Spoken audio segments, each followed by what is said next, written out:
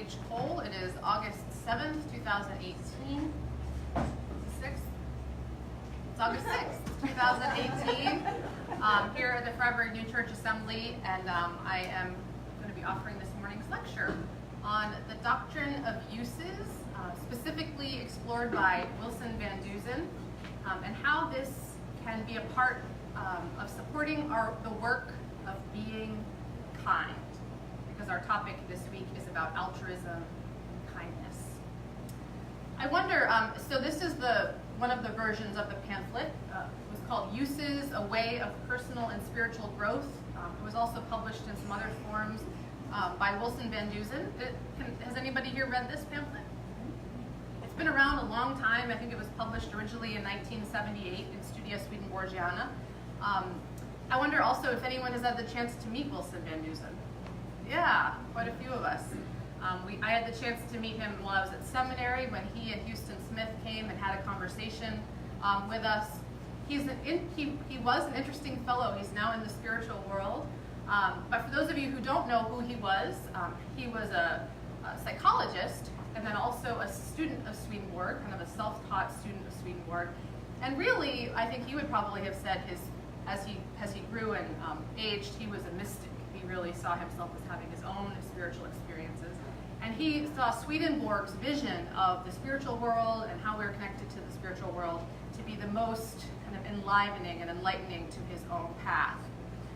He was a very interesting fellow, and I remember when I met him in Berkeley, the thing that struck me the most was hearing that he had absolutely no sense of direction. He couldn't find his way home if he was just a few blocks away.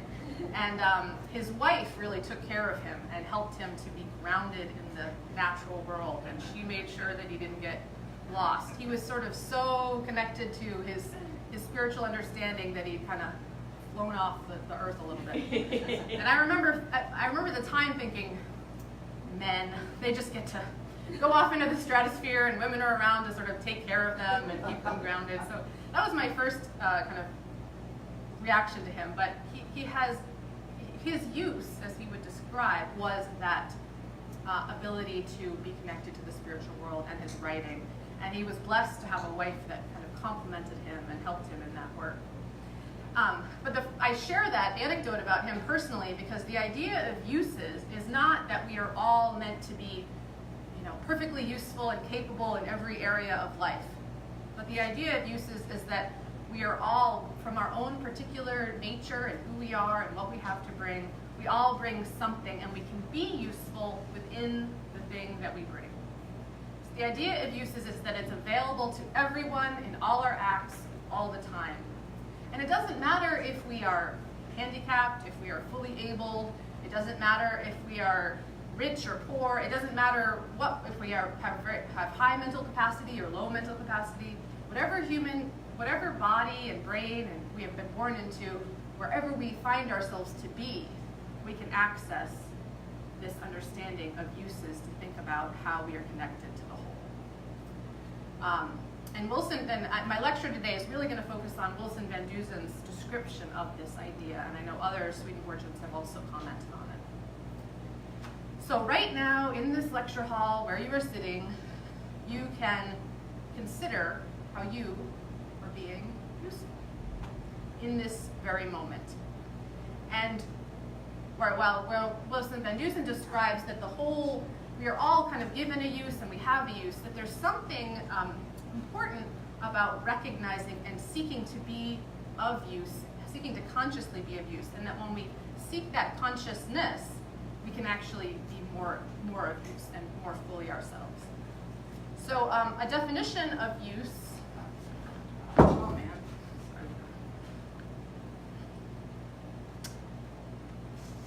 a really simple definition of use is that it's just a spiritual function.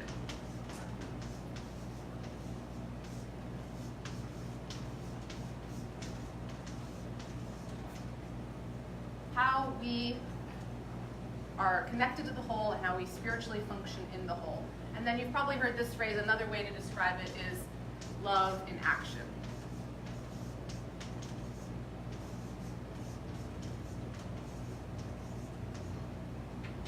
The within our Swedenborgian theology, we often talk about our understanding of the Trinity is that there is love, the substance of God, there is wisdom, the form that substance takes, and then there is use. That use is actually kind of the third part of the Trinity, and use has to do with how that love and wisdom is lived in the world, in action. So we are all useful to the whole. We don't actually have to do much to be more useful. We can just be useful. But Wilson Van Dusen in this article is really suggesting that we can think about use as a spiritual practice, as an intentional practice. He describes that practice of uses as an attitude of making a respectful search, which I like that.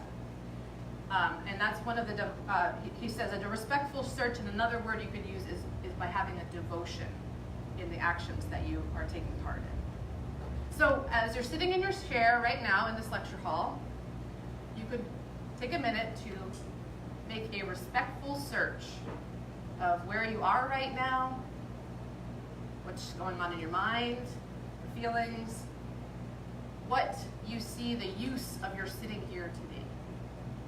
Maybe you're a tired mom and you're resting, and your best use is to just sit still for a while in a quiet room. Maybe you're crafting something for someone you love. Maybe you're listening for a particular insight or knowledge. Maybe you're connecting with somebody next to you, being of use to them. The suggestion that Van Dusen has is that when we recognize that we are all a part of a whole, that we all have a spiritual function, and that we are each here specifically to be of use in this larger whole, that when we have an attitude of this respectful search in each of our moments that we face in life, that we can fully embody this use. And that this practice of use, he suggests, could be the only spiritual practice we have in life. You could cease going to church, stop reading the Bible. I'm not suggesting you do any of these things. But he is suggesting that this practice of uses could really be foundational to our development. As I described in our chapel service this morning, another way certainly to think about uses is this idea of the universal human that we hold within our church, and that many Christians hold, that we are all a part of the body of God. And in the body of God, the organs work together, and the blood and the bones, the muscles, everything is working together for the health and wellness of the whole.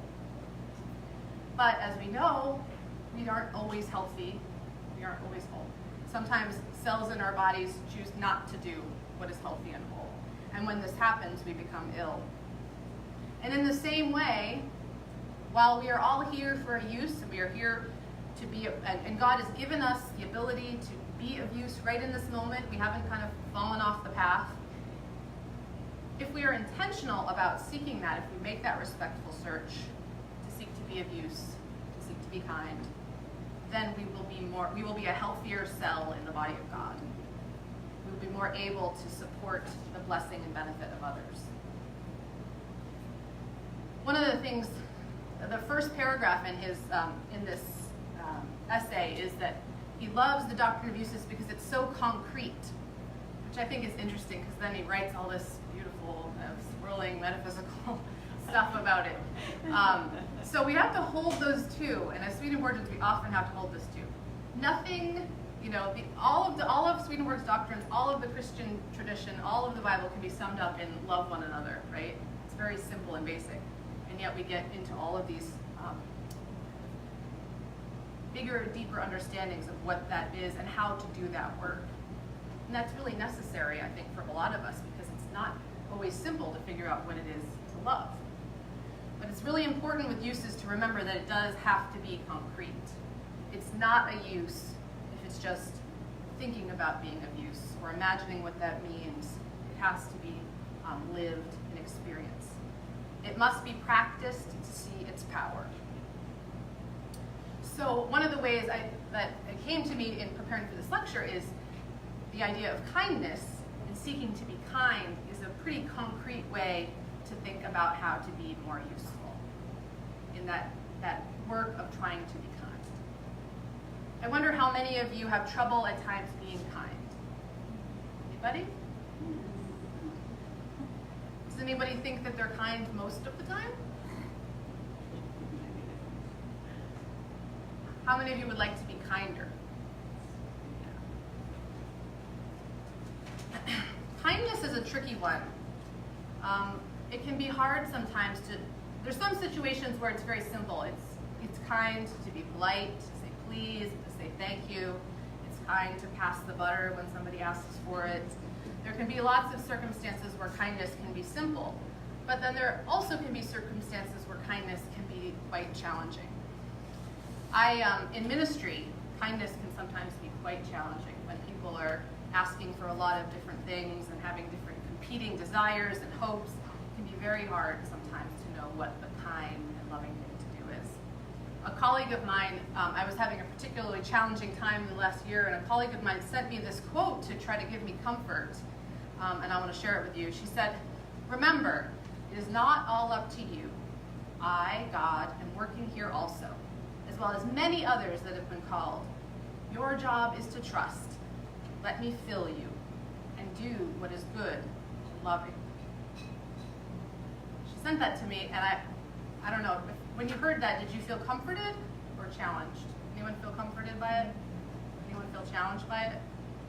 I loved the first part, but then when it went, "and do what is good and loving," I went, I don't know what that is. I got frustrated at the last line because that's where the rubber hits the road, is I don't always know what the good and loving thing is to do. So I wanted to work with you guys at this point, and I wondered if someone would be my recorder because it's not my highest use. Does anybody want to write up on the board for me when we brainstorm together? Yes, yes. Oh, Nancy was waving. You seemed kind of reluctant, like you were helping help. We'll let Nancy do it because she was excited. Oh, see, there you go. We're already discerning our highest uses. That's great. Thank you. So I want to just brainstorm with you what is good and loving. What are some words that you associate with being kind, being good, and loving? Just let's throw them out. Generosity. Generosity. All right. Any others? Mindfulness. Mindfulness, patience. Well, slow down. Generosity. Generosity. It's okay if it's spelled wrong. That's not my highest use. Generosity, patience, and mindfulness, I heard. Listening. Empathy. Compassion. You will both do it. They're going so fast. Come on, listening. Yes. Charity. Compassion was there. Charity. Compassion. I heard empathy. There will be a test. Yes, there will be. Anything that's not up here? So we have generosity, patience, mindfulness, listening, compassion, charity twice, empathy, Help. Help. Help. Health. Sharing. Hospitality. Sharing and hospitality. Not sharing. Not sharing. Yeah. Thank you.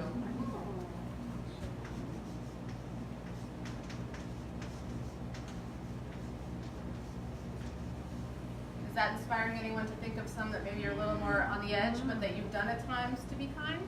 Maintaining boundaries. Maintaining boundaries. Thank you, Ross.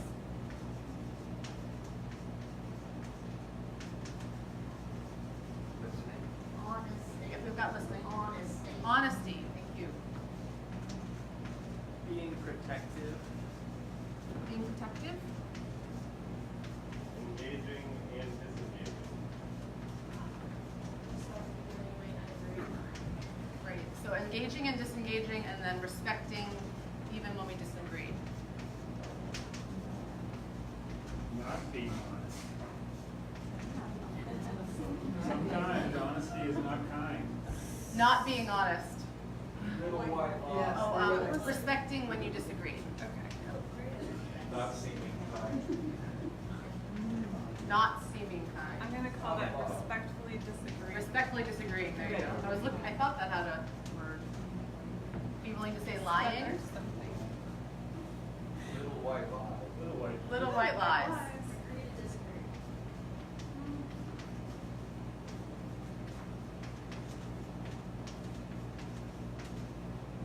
Isn't agree to disagree? Yeah, I think those are Respectfully similar. disagree? Yeah, respectfully disagreeing. Yeah. Any others? What, just, Discipline. Wow.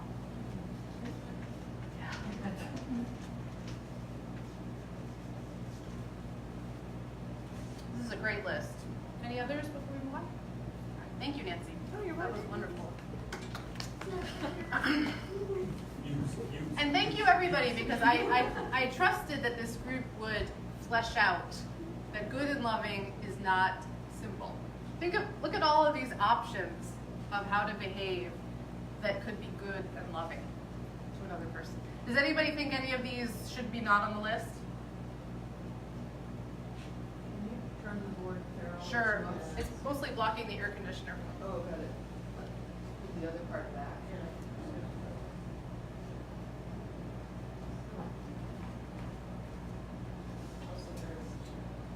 I'm not sure about the not being honest, but there's honesty that you can be very unkind. Right.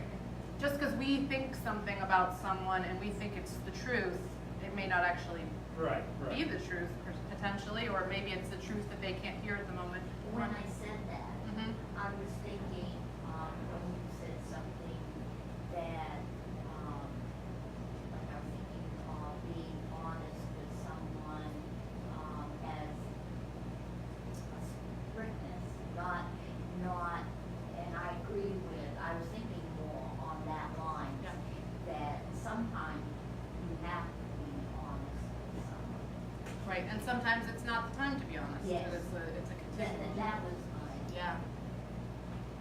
Any others that you think should not be on the list? It sounds like we're all in agreement that at times, and we're not saying in every moment and every time we should do all of these things, but that we are called to discern what's the right action in every given moment. So no wonder we have 30 volumes of Swedenborg writings. No wonder spirituality and theology is complex, because life is complex, and this work of being kind and of discerning what is the most useful action in any moment, what we have to bring, is challenging work. But, and, I won't say but, I'll say and, I think this pamphlet of Van Duzen's and this idea, this practice of uses, is a tool that we can bring into our life to help make this work a little bit easier. So the first thing that Wilson Van Dusen says you have to do to practice uses is to just simply look around at what needs doing and doing it. It can really start from that most basic level. And that you can start with whatever needs doing right now. You don't have to know yourself fully and completely and know every single thing about what you have to bring in your particular gifts. You can just start right now with what you see around you that needs doing. And what I find interesting about that is, it seems straightforward, but probably if each of you looked around right now at what needs doing and doing it, even in this room, you'd each come up with something different. Some of you might, have some things in common, but we see what needs doing through the lens of who we are and what we have to bring to the world. And so we can begin from that place. But even when I say that, I have to be honest that I still feel bamboozled. Sometimes I look around at what needs doing and it's overwhelming. I see so many things that need doing. Where do I even begin? Does anybody have that experience sometimes? It's one of the reasons we all have these watches and smartphones and planners and reminder apps and all these things to try to keep us organized, to keep a sense of all the things that we need to do, and to get clearer on when we look at all those things, what's the most important thing to do right now. And one of the things that I've been trying to practice lately, and that what Van Dusen points to from our Swedenborgian theology, is that we can also, I'm just going to erase this. You remember what they all say, I wrote it down. Okay, oh, right, awesome.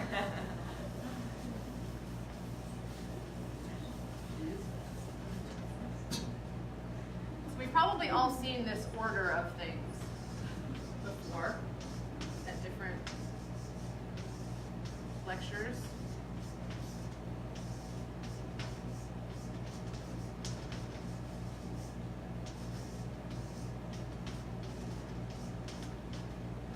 This is one way to think about regeneration and what we are called to do. That when we are in a state of regeneration, when we are spiritually mature, our first allegiance is always going to be to the Lord. That we are seeking to live for God first. And that from that seeking, God will arrange all our other needs. So God will then help us to see what we need, what the work in the world is that we're called to do, and where are the ways we're called to be of service in our larger communities and the larger world. That the Lord will help to guide our thinking about how to be kind and good and loving to the other, to our neighbors. And that the Lord will also arrange our hearts to be conscious of how to be loving and caring of ourselves. So when these are in order, everything is great. Everything is lovely, and all of these things are cared for fully. When things are in order, nothing is neglected. We are fully ourselves, and we are fully connected to others and to our own needs. But when they're out of order, it can be complicated. And we're born, Swedenborg describes that we're born with really all of our attention being here on ourselves, taking care of our own needs and getting the things that we want. And when this is the thing that we're focused on, we can't even start to think about these other areas. If our only desire is to be of use to ourselves, to be kind to ourselves, then everything else gets neglected. We get a little better when we start to think of others, but in each case, really the only way for us to be fully human is to look to God first.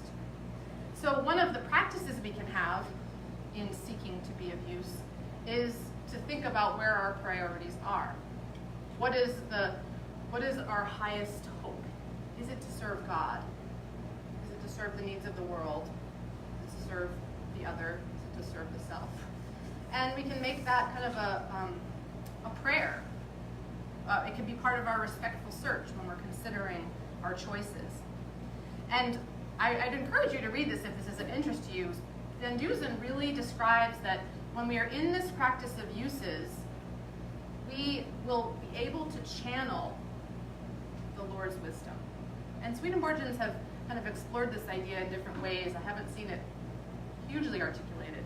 But the idea that we are all connected to God and that influx is coming into us, God's wisdom is coming into us, God's love is coming into us, and that God really will start to direct our actions. So when our first allegiance is to serving God, we don't necessarily have to sort through the whole to-do list and figure out exactly the right plan. But God will start to give us that intuition and that inspiration to do the next right thing, to do what we see around us that needs doing. And in that doing, to be of use and to be offering our gifts fully to others, to the world, to God, and to ourselves. He has a long chapter in here about caring for ourselves. And he describes that while if we're stuck on this bottom level of only caring about ourselves and being totally wrapped up in ourselves, that obviously is not good. But we have to start where we are. And we are all in our bodies and in our minds, in our feelings. This is the framework we have to observe the world. And that respectful search happens within. So to be of use and to seek to be more of use, to seek to be more kind, we have to start with looking at our own motivations, our own hopes, and in doing the work of being of use, listening to the wisdom that God provides. Van Dusen describes, we can sweep the floor, we can write on the chalkboard, we can help to cut a tree out of the river, we can do whatever needs doing, and in the doing, if we're seeking to be more of use, if we're doing that respectful search, we will be given insights on our highest uses. We'll be given more insights about who we are. And he even describes that it might start with really practical insights about, hey, I'm not really good at using a chainsaw, or hey, I am really good at this and I love this. Like, it might start with really personal insights about what we love, but that it will continue to develop into deeper and deeper insights. That we'll start to get deeper insights into what do others need in the world, and that ultimately we'll even get insights into the nature of reality as a whole. That was kind of his mystical journey, was in the work of being of use, having this attitude of a respectful search. He really believes that's how we can discover God and discover the truth of the whole. I want to just share a quote with you from his article. He writes, "Your greatest uses rest upon being very sensitive and considerate to yourself, so that you might find and eventually carry out your unique and highest use." I think that's really important, and it's one of the reasons I offered this lecture, because I read this article with a membership class I was doing, and they really highlighted this part. That sometimes on our spiritual path, and certainly in the history of Christianity, the idea of charity is so strong and important, but it can sometimes be perverted, and where we believe we have to always give to others, and that it's not important to nourish ourselves and care for ourselves. But I love this line of be very sensitive and considerate to yourself.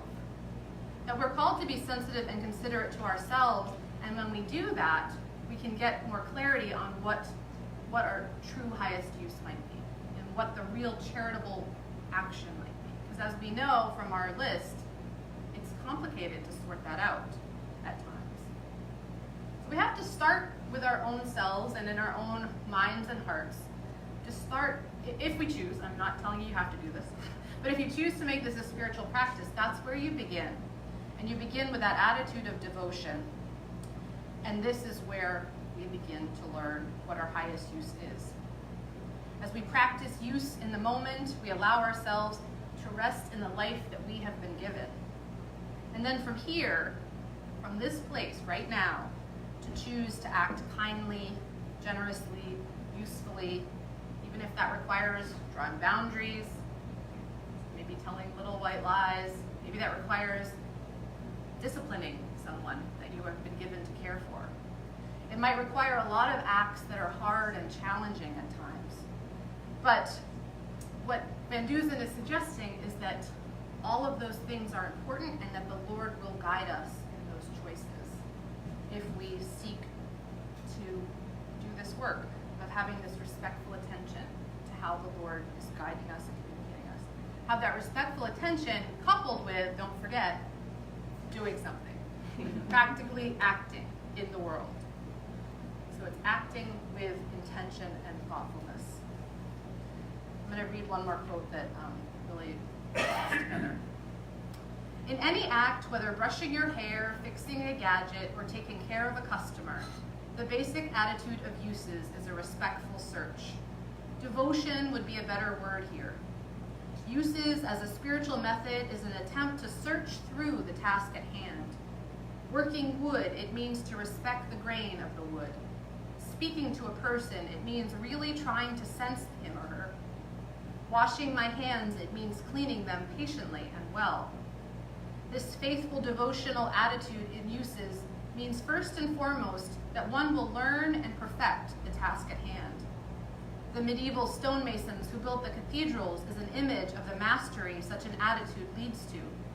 These masons became familiar with the qualities of stone, and through that were able to express their highest ideals.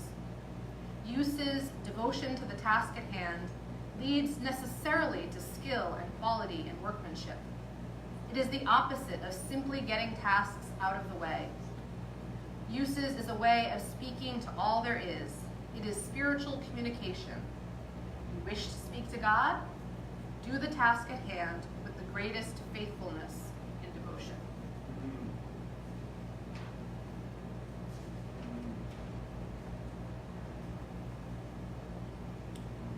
So uses are one of the most concrete ways we can think about our spiritual life. It's about doing the task at hand and doing it with devotion. And as we do that task at hand and do it with devotion, we will be led to come to a deeper sense of who we each are as individuals, so that we can offer that to the world more fully and completely. And what Swedenborg, I think, would say, and what Van Busten is arguing, this is true charity. Charity is not just giving money to someone or shelter. It's being a part of the body of God and recognizing that all people have something to offer from all of their stations of life and from whatever their resources are. I worked in a homeless ministry in San Francisco for a while that was right on the corner of the wealthiest neighborhood and the poorest neighborhood. And it was a lot of very wealthy people and very poor people eating together and being in community. And whereas the poor people did come and get food, and that was of use to them, I would say that the people who were serving the food also got just as much of a blessing from the experience as the others. There's a way in which charity is a uniting of all people, a giving and receiving that we all can do. And to be fully on the spiritual path within our tradition is not just, it's not a prescribed action, which is part of why it's complicated. It's not just give 10% of your salary and then you'll be good and you can go on to heaven, although it's good to give 10% of your salary to your church. But we have to think about why we're doing that and if that's the thing that we have the most to bring. Whenever we take up our offering in the church, I always say, thank you for these physical gifts, but thank you also for all the gifts that we all bring to this community, because we're all offering ourselves up to be, to bless the community by being our true self and our fullest self. And as Dean mentioned this morning, we are a family here at Freiburg, so this is sort of a nice little microcosm of the world in which to practice uses, to think about how we are all working together here. It's a little bit more contained and maybe easier to manage than your regular life out in the world. So it's an opportunity this week to think about what you have to bring here and how in bringing that you can be a blessing to others. And I do believe, I know that I am more kind when I'm letting myself do the things that I love. When I chose to go to seminary right before I was waitressing in Florida, and I realized I had to get out of that job when I was becoming kind of a silverware Nazi. I was like, everything has to go in this place and you're doing it wrong and this is how it goes, and I was getting so fixated on this task, and it was because it was too small for me at that time, and I wasn't able to offer my full gifts, and there was more for me to do. And so the only thing I had to do was kind of get really focused on doing this perfectly right. So in our own lives, we may come to those thresholds, those places of realizing, when I'm not being kind, and I really am having a hard time being kind, what might be the barrier in this place? Where might I be called to be moving on to a different place where I can be more kind and fully myself? And how could I look to the Lord for that intuition and get in touch with that intuition when my to-do list becomes overwhelming or the tasks at hand become too much? So the practice of uses starts right now in this moment in your chair, where you are in your life, looking around for the task at hand, what needs doing and doing it, having devotion in that action, and then in that progression of action and doing and devotion, you will grow in your understanding of what you have to offer in the world, and doing that with kindness and love. So that is my lecture for today, and we have some time if you want to have some discussion or questions. Anyone have a comment or question? Denise? I love what you said about being a silverware Nazi and realizing that the task at hand was too small and that you need to move on to do what your deeper love is. And following that, I thought of another thing that wasn't on the list, and that's learning. In every capacity, in order to do our greatest love, we may have to learn a lot, and sometimes we feel sort of useless when we're being a student or when we're learning something, but learning is a huge contribution to the use that you're looking to do. Yes, thank you, Denise. That's very well said. I was, when I first got to camp and saw that huge tree down in the water, it seemed like something that was, what are we going to do? How can we get rid of this? It was enormous. And then to watch yesterday how a group of people started to move down there. Ken was with the saw, and I was still like, are you sure this is a good idea? Do you think this is the right idea? And Troy comes down, and don't know if this is a good idea, it's so big, how can we deal with this? But yet, Troy was holding a rope, and Kim had the saw, and then Dan Dyer comes down, and I said, Dan, you know, is this really safe, is this okay? And he said, it's better to get rid of it than to, you know, worry about coming over and hitting someone and forcing them under. But he said it in a way that just lifted my worry because everybody was being abused. It was really cool. Trevor? If anybody would like to read this book, we do have a copy in the library right here. Excellent. I have another one here too, so happy to lend it There's out. another one floating around. Rose? I have a Wilson Van Dusen story about use. Sure. Probably in the late 70s, not too long probably after he published that, he attended Laurel Camp, which is similar to this in Western Pennsylvania. And I was there as a young person. And he gave a lecture. I don't remember the lecture, but I remember he got very emotional and had a spiritual experience at the end. But at that time, it was mainly young people that went to the camp. And we would just kind of hang out all day, and people were getting dysentery, not really, but because nobody ever cleaned the bathrooms, and the kitchen was a mess. And anyway, That doesn't happen here. doesn't happen here. It's very different from here. Doesn't happen anymore. And we were having fun, but you know. Anyway, he proposed to the leadership of the camp. What you really need to do here is focus on use. You need to divide all these young people, everybody that's here, into little family groups that will take responsibility for some of the uses of the camp that need to be fulfilled, like sweeping the kitchen, whatever, you know, cleaning up. And to this day, how many years later, 50 years later, that's what happens at Laurel Camp. You get assigned to a group, you meet with that group every day for sharing, but you also have a useful task to do. Everybody, you know, benefits from it. That was Has it improved things? And Oh, you still have fun? We still have tremendous fun. There's nothing more fun than being on the bathroom crew and walking because they're all scattered through the woods, and you have these fantastic conversations, and then you quickly clean up, and then you. I mean, I don't like the cleaning part as much, but anyway, Yeah. no, and that That's was a him great story. putting his ideas about use into action that revolutionized. That's great. Thank you, Logan. Maria? I could be wrong, but I believe someone told me that Wilson Van Dusen was going blind towards Yeah, the he end was. of it. Yeah. Yeah. Maybe part of the reason he would get lost. It's probably, yes, I'm sure there were factors, yeah. One thing I like to remember about use, at least for myself, is kind of thinking about how, you know, God, according to Swedenborg, created the universe for us to be in community and health, and more diverse community and spiritual health. And so, for me, I think about like use and what does that mean in relation to that goal in the community and with each other. And often it's not always like, oh, I'm going to get my job. I have to, you know, work all day in this certain kind of stereotypical way.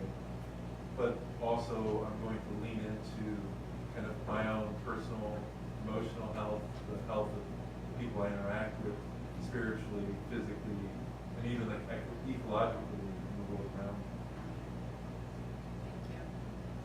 Yeah, all the levels, and I think I wanted to share. I mean, I certainly was thinking. I think a lot about our church, our denomination. I'm a pastor of a small congregation within our denomination that is small and shrinking, and I think a lot about how we are called to serve ourselves, serve one another, and then serve the larger world. And sometimes I think because there's so many big ideas, we can get so lost in all of them and forget, you know, it is about giving to others, and it is about acting and caring for the larger world and the needs of the larger world. And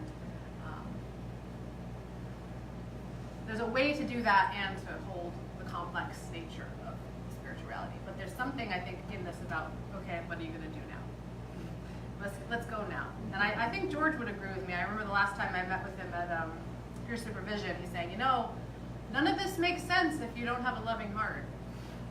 None of these books make any sense if your intention is not love. So we really have to start there. I'm just Oh, I'm sorry, right behind you, Martha. I don't know your first name again. Aaliyah. Aaliyah.